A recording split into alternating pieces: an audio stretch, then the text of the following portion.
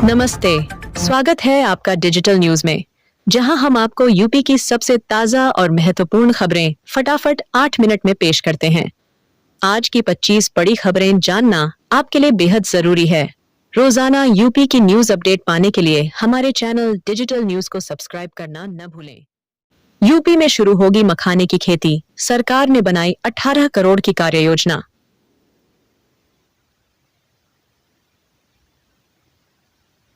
उत्तर प्रदेश सरकार अब बिहार की तर्ज पर प्रदेश में मखाने की खेती को बढ़ावा देगी। इसके लिए कृषि विभाग ने लगभग 18 करोड़ रुपए की विस्तृत कार्य योजना तैयार की है। योजना के तहत चयनित जिलों में किसानों को मखाना उत्पादन की तकनीक, बीज, प्रशिक्षण और आवश्यक संसाधन उपलब्ध कराए जाएंगे। केंद्र सरकार भी इस परियोजना में वित्तीय सहायता देगी। मखाना खेती से किसानों की आय बढ़ाने, जलभराव वाले क्षेत्रों का उपयोग सुनिश्चित करने और रोजगार सृजन को प्रमुख लक्ष्य बनाया गया है। सरकार का मानना है कि इससे पूर्वांचल और तराई क्षेत्र के किसानों को विशेष लाभ मिलेगा। रायबरेली सड़क हादसा, बोलेरो से टकराई बाइक, 2 युवकों की मौत। रायबरेली के मिल एरिया में सोमवार देर रात एक दर्दनाक सड़क दुर्घटना हुई। सामने से आ रही बोलेरो और बाइक की जोरदार भिड़ंत में बाइक सवार 2 युवकों की मौके पर ही मौत हो गई। टक्कर इतनी तेज थी कि दोनों युवक सड़क पर गिरते ही गंभीर रूप से घायल हो गए और कुछ ही मिनटों में दम तोड़ दिया। हादसे की सूचना मिलते ही स्थानीय लोग दौड़कर मौके पर पहुंचे, लेकिन तब तक दोनों की सांसें थम चुकी थीं।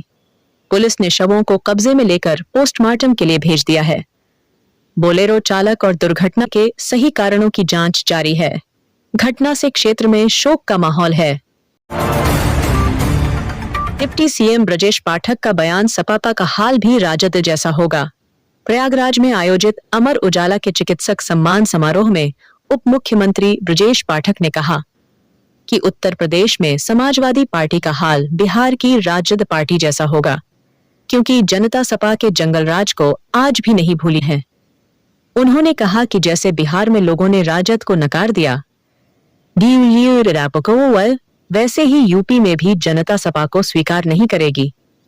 पाठक ने दावा किया कि 2027 में भाजपा प्रचंड बहुमत से फिर सत्ता में लौटेगी। चुनाव आयोग पर आरोप लगाने की प्रवृत्ति पर उन्होंने विपक्ष को आड़े हाथों लिया और कहा कि हार के बाद आयोग पर सवाल उठाना शर्मनाक है। शिक्षा मंत्री का बड़ा निर्देश, अब 15 से 20 मिनट की देरी पर कार्रवाई नहीं होगी। वेतन एरियर समय से देने के आदेश।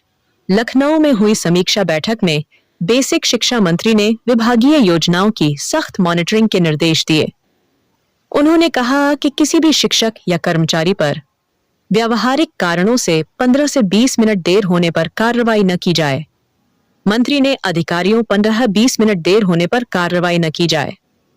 मंत्री ने अधिकारियों को यह भी आदेश दिए कि सभी कर्मचारियों का वेतन और एरियर समय पर जारी हो। साथ ही एडेड विद्यालयों में भी भुगतान में किसी तरह की देरी न होने पाए। बैठक में स्कूलों की कार्य प्रणाली सुधारने, पारदर्शिता बढ़ाने और बच्चों की शिक्षा की गुणवत्ता सुनिश्चित करने पर जोर दिया। एटीएस ने खंगाले शाहीन परवेज के करीबियों के सीडीआर, खुफिया इनपुट पर बढ़ी पूछताछ। दिल्ली आतंकी हमले की जांच में एटीएस, एनआईए और आईबी ने लखनऊ के कई इलाकों लालबाग, खंडारी बाजार, चारबाग, पारा और गोमतीनगर में छापे मारे। डॉन शाहीन और डॉ परवेज के करीब रहे 13 लोगों को हिरासत में लेकर उनके कॉल डिटेल रिकॉर्ड, सीडीआर खंगाले जा रहे हैं। सभी संदिग्ध पिछले कुछ महीनों से दोनों से लगातार संपर्क में थे। पूछताछ में यात्रा, मुलाकात और बातचीत से जुड़ी जानकारी ली जा रही है। फिलहाल जैश-ए मोहम्मद से लिंक नहीं मिला है। चारबाग के होटल में ठहरे लोगों का भी ब्यौरा जुटाया जा रहा है, जहां शाहीन के संपर्कों की गतिविधियों पर शक है। लखनऊ में विकास को नई रफ्तार, नगर निगम पेश करेगा 47 अरब का संशोधित बजट। लखनऊ नगर निगम की कार्यकारिणी बैठक में इस बार 47 अरब रुपए का पुनरीक्षित बजट पेश होने जा रहा है। बजट में करीब 400 करोड़ रुपए की अतिरिक्त बढ़ोतरी की जाएगी। जिससे शहर के अधूरे विकास कार्यों को गति मिलेगी। खासकर सड़कों के गड्ढे भरने और मरम्मत कार्यों के लिए अब धन की कमी नहीं रहेगी। अधिकारियों के अनुसार बढ़े हुए बजट से वार्ड स्तर पर बेहतर सफाई व्यवस्था, स्ट्रीट लाइट सुधार और ड्रेनेज सिस्टम को मजबूत करने पर भी जोर दिया जाएगा। नगर निगम का दावा है कि यह बजट लखनऊ को सुविधाओं के नए स्तर पर ले जाने में अहम भूमिका निभाएगा। अयोध्या में ध्वजारोहण की तैयारियों का मेगा रिव्यू। सीएम योगी आज लेंगे बड़ी बैठक। अयोध्या में होने वाले भव्य ध्वजारोहण समारोह को लेकर मुख्यमंत्री योगी आदित्यनाथ आज उच्च स्तरीय समीक्षा बैठक करेंगे। प्रधानमंत्री नरेंद्र मोदी के आगमन से पहले सीएम योगी राम मंदिर परिसर में तैयारियों का विस्तृत निरीक्षण करेंगे। प्रशासन, सुरक्षा एजेंसियों और आयोजन समिति के अधिकारियों के साथ वह सभी व्यवस्थाओं की स्थिति का जायजा लेंगे।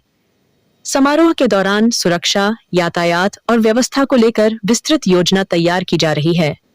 मुख्यमंत्री यह भी सुनिश्चित करेंगे कि प्रधानमंत्री के कार्यक्रम में कोई कमी न रहे और सभी कार्य निर्धारित समय पर पूरे हो जाएं। यूपी हाईकोर्ट का कड़ा सवाल। बेसहारा लोगों के पुनर्वास पर सरकार ने क्या किया?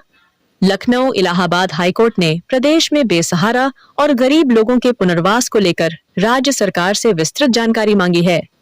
कोर्ट ने पूछा कि अब तक बेघर, असहाय और फुटपाथों पर रहने वाले लोगों के लिए क्या ठोस कदम उठाए गए हैं। याचिका में दावा किया गया था कि बड़ी संख्या में लोग बिना सहारे सड़कों पर रह रहे हैं और सरकारी योजनाओं का लाभ उन्हें नहीं मिल पा रहा है। इस पर कोर्ट ने गंभीर रुख अपनाते हुए सरकार से विस्तृत रिपोर्ट तलब की। हाईकोर्ट ने मामले की अगली सुनवाई 24 नवंबर को तय की है और तब तक सरकार से पूरी जानकारी प्रस्तुत करने को कहा है। सोनभद्र खदान हादसा, 55 घंटे बाद मिला मलबे का सच, 7 मजदूरों के शव बरामद, कई अब भी लापता। सोनभद्र में शनिवार दोपहर करीब 3 बजे हुई खदान दुर्घटना में रेस्क्यू टीम ने 48 घंटे के अभियान के बाद 7 मजदूरों के शव बरामद किए। हादसे के 55 घंटे बीत चुके हैं, लेकिन कई लोग अभी भी लापता हैं। भारी मशीनों की मदद से 70 टन मलबा हटाने का काम लगातार जारी है। प्रशासन ने प्रभावित परिवारों को मुआवजे का आश्वासन दिया है। घटना स्थल पर एनडीआरएफ, जिला प्रशासन और स्थानीय पुलिस लगातार रेस्क्यू में जुटी हुई है। शुरुआती जांच में मलबा गिरने की वजह ढिलाई और सुरक्षा मानकों की कमी मानी जा रही है। घटना से क्षेत्र में शोक और आक्रोश है। गोरखपुर में खौफनाक कांड, पत्नी ने प्रेमी संग बांधकर पति का गला रेत दिया, दोनों हिरासत में। गोरखपुर के उरुआ थाना क्षेत्र में एक महिला ने अपने प्रेमी के साथ मिलकर पति को पहले रस्सी से बांध दिया और फिर उसका गला रेत दिया। अफेयर को लेकर दंपति में अक्सर विवाद होता था। सोमवार दोपहर हुई इस वारदात में घायल पति की हालत गंभीर है। घटना की जानकारी मिलते ही पुलिस पहुंची और महिला व उसके प्रेमी को तुरंत हिरासत में ले लिया। वजह जानने के लिए दोनों से कड़ी पूछताछ जारी। गोरखपुर में सीएम योगी का निरीक्षण। एसएचसीज एफ द्वितीय वाहिनी का निर्माण 4 महीने पहले पूरा करने के निर्देश।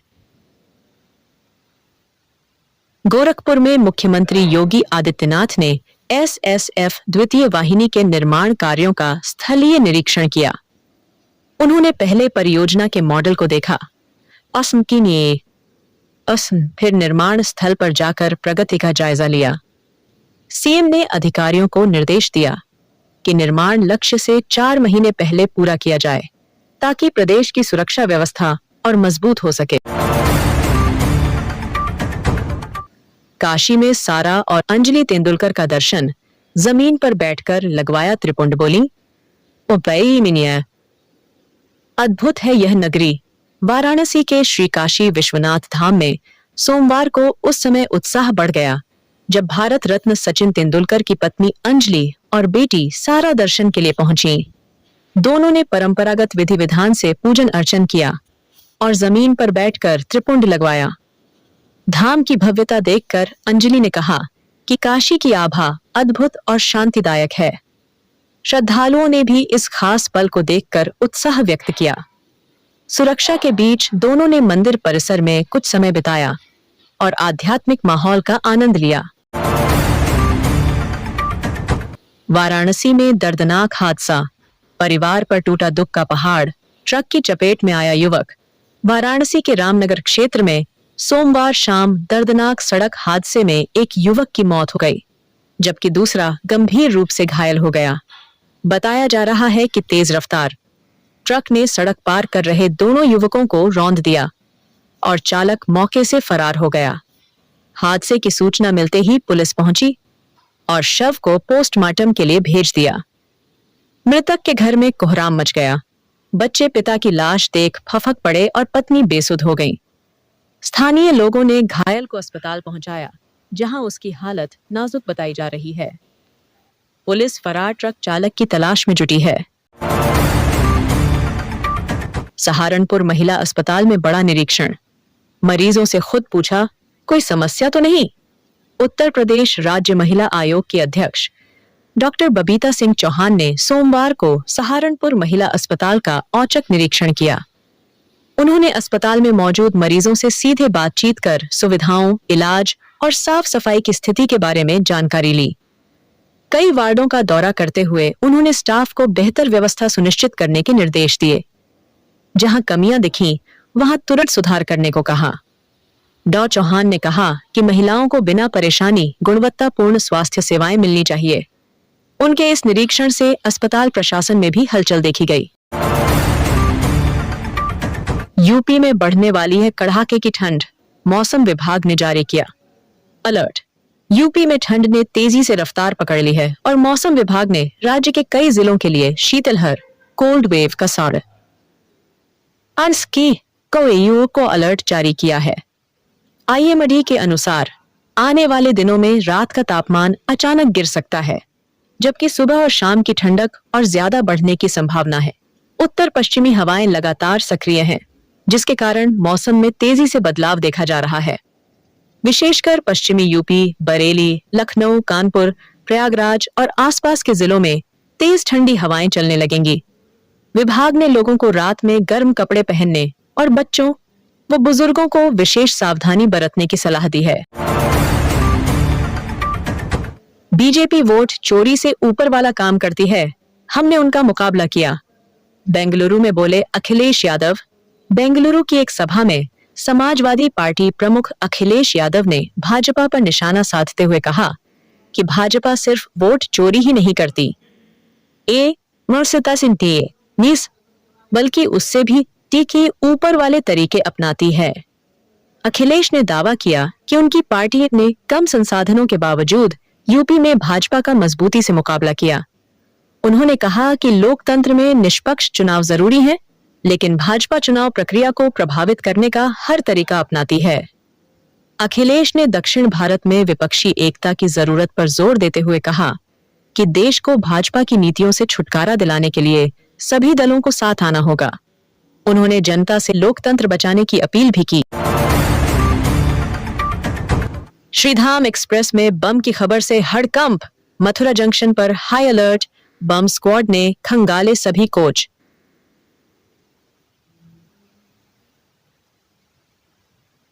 मथुरा जंक्शन पर रविवार शाम श्रीधाम एक्सप्रेस में बम होने की सूचना मिलते ही हड़कंप मच गया। सूचना मिलते ही आरपीएफ, जीआरपी और बम निरोधक दस्ते ने तुरंत ट्रेन को रोककर सभी कोचों की गहन जांच की। लगभग 10 मिनट तक चली जांच में कोई संदिग्ध वस्तु नहीं मिली और खबर अफवाह साबित हुई। स्थिति सामान्य होने पर ट्रेन को दोबारा रवाना कर दिया गया। शुरुआती अफरा तफरी के बाद यात्रियों में राहत देखी गई और स्टेशन पर माहौल सामान्य हो गया। पुरानी पेंशन और टीटी अनिवार्यता पर संगठनों की एकजुटता। 25 नवंबर को दिल्ली में विशाल रैली का ऐलान। लखनऊ, पुरानी पेंशन बहाली और टीटी अनिवार्यता खत्म करने की मांग को लेकर प्रदेश भर के शिक्षक संगठन अब एक मंच पर आने की तैयारी में हैं।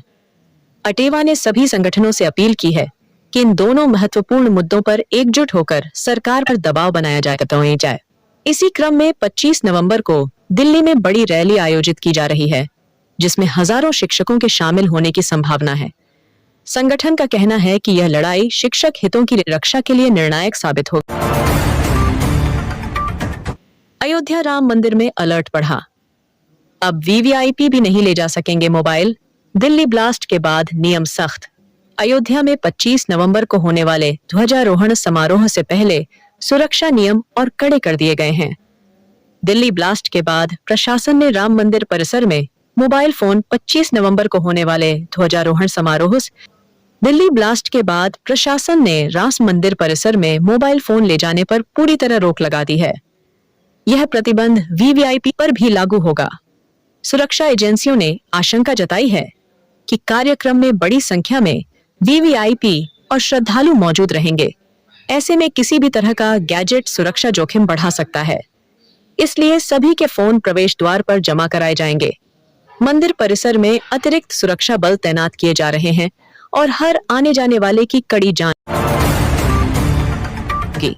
मायावती का बड़ा आरोप, फ्री फेयर होता बिहार चुनाव तो बसपा का बढ़ता विजय। आंकड़ा 6 दिसंबर को नई रैली के संकेत। लखनऊ, बिहार चुनाव परिणामों पर प्रतिक्रिया देते हुए बसपा प्रमुख मायावती ने बड़ा आरोप लगाया है। उन्होंने कहा कि यदि बिहार विधानसभा चुनाव पूरी तरह फ्री और फेयर तरीके से कराए गए होते तो बसपा ज्यादा सीटें जीत सकती थी।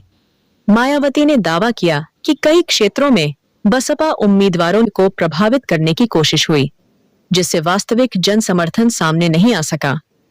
उन्होंने पार्टी कार्यकर्ताओं को निराश न होने की सलाह दी और कहा कि बसपा की मजबूती जारी रहेगी। इसी क्रम में मायावती ने संकेत दिया कि 6 दिसंबर को एक बड़ी रैली फिर से आयोजित हो सकती है, जिसमें आगे की रणनीति साझा की जाएगी। वाराणसी में ध्वस्तीकरण के दौरान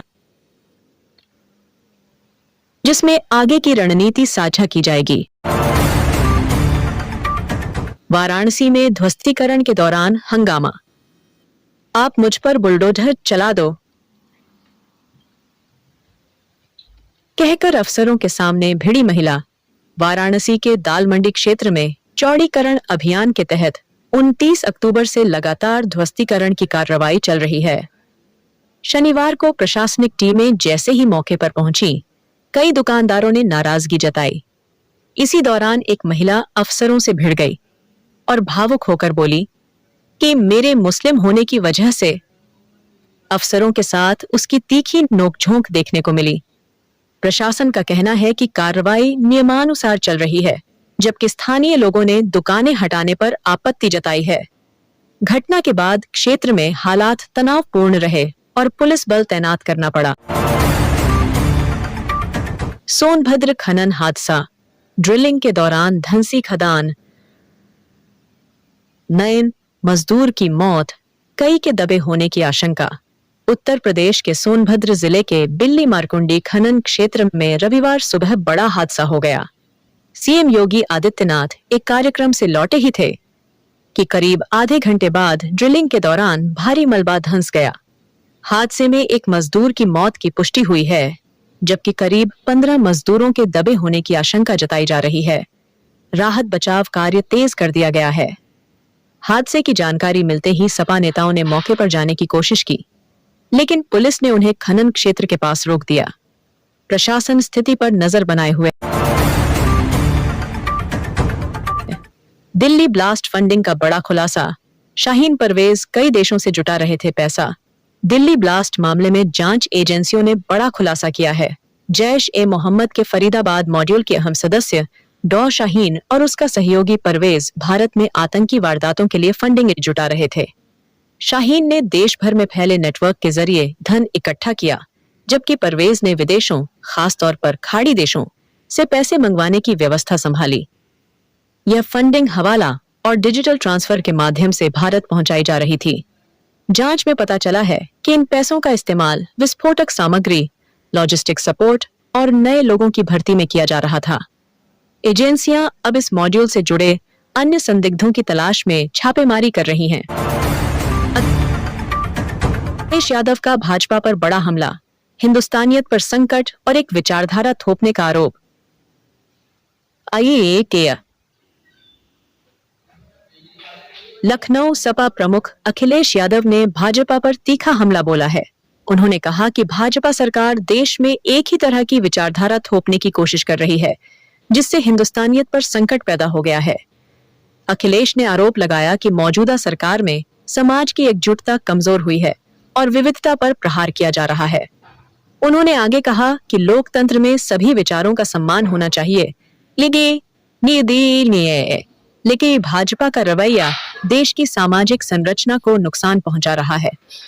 सपा चीफ ने बताया कि उनकी पार्टी इस विचारधारा के खिलाफ जनता को जागरूक करती रहेगी। रेस्टोरेंट में लगी भीषण आग, बौद्ध संग्रहालय के सामने 3 मंजिला भवन जलकर राख, दम घुटने से एक स्टाफ की मौत। गोरखपुर के तारामंडल क्षेत्र में रविवार सुबह दिल दहला देने वाली घटना हुई, जब बौद्ध संग्रहालय के सामने स्थित 3 मंजिला भवन में बने एक रेस्टोरेंट में अचानक भीषण आग लग गई। अग्निशमन विभाग के इंचार्ज शांतनु कुमार यादव ने बताया कि सुबह 5:16 पर आग की सूचना मिलते ही तुरंत फायर ब्रिगेड की टीम मौके पर पहुंची और रेस्क्यू ऑपरेशन शुरू किया। आग पर काफी मशक्कत के बाद काबू पाया गया। रेस्क्यू के दौरान भीतर से एक युवक का शव बरामद हुआ, जिसकी पहचान गोंडा निवासी पुरुषोत्तम के रूप में हुई। दम घुटने से उसकी मौत की आशंका जताई गई है। आग लगने के कारणों की जांच जारी है। गोरखपुर नगर निगम में बड़ा रसीद घोटाला, संपत्ति कर वसूली में 820 फर्जी रसीदें काटी गईं। गोरखपुर नगर निगम में संपत्ति कर वसूली में बड़ा घोटाला सामने आया है।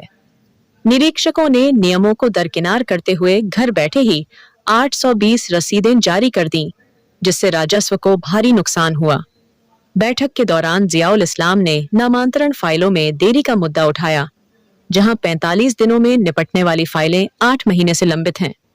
वहीं राप्ती नगर की पार्षद पूनम सिंह ने मिलेनियम सिटी में निगम की 1.30 एकड़ भूमि के कथित गोलमाल पर सवाल उठाए। निगम अधिकारियों पर कार्रवाई की मांग जोर पकड़ रही है। टीपी नगर में युवक पर हमला, 10 गुंडों ने लाठी डंडों से पीटा, बचाने वालों को भी नहीं छोड़ा। मेरठ के टीपी नगर में ट्रांसपोर्टर नगर के एक कर्मचारी पर करीब 10 गुंडों ने सरेआम लाठी डंडों से हमला कर दिया। युवक को बेरहमी से पीटा गया और जब स्थानीय लोग बचाने पहुंचे तो आरोपियों ने उन्हें भी डंडों से मारकर भगा दिया। पूरी घटना का सीसीटीवी फुटेज सोशल मीडिया पर वायरल हो गया है। फुटेज सामने आने के बाद पुलिस हरकत में आई और मामले की जांच शुरू कर दी है। पीड़ित की हालत स्थिर बताई जा रही है, जबकि आरोपी अब भी फरार हैं। पुलिस उनके खिलाफ सख्त कार्रवाई की तैयारी कर रही है। झांसा, शादी और लूट, दरोगा को फंसाकर चौथी शादी रचाने वाली लुटेरी दुल्हन गिरफ्तार। कानपुर में ग्वालटोली थाने के दरोगा आदित्य कुमार को प्यार और शादी का झांसा देकर ठगने वाली कुख्यात लुटेरी दुल्हन को पुलिस ने गिरफ्तार कर लिया। महिला पर आरोप है कि वह पहले भी 3 नकली शादियां कर चुकी है और हर बार दूल्हे को भरोसे में लेकर पैसे व को कीमती सामान लूटकर फरार हो जाती थी।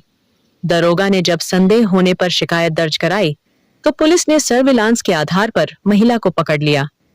पूछताछ में उसके खिलाफ कई जिलों में ठगी के मामले सामने आए हैं। पुलिस गिरोह की बाकी कड़ियों की जांच कर रही है। मुझे उम्मीद है कि यह 5 बड़ी खबरें आपको अच्छी लगी होंगी। अगर आप रोजाना उत्तर प्रदेश की महत्वपूर्ण और ताजा खबरों से अपडेट रहना चाहते हैं, तो हमारे चैनल अब डिजिटल न्यूज को सब्सक्राइब जरूर करें और नोटिफिकेशन बेल को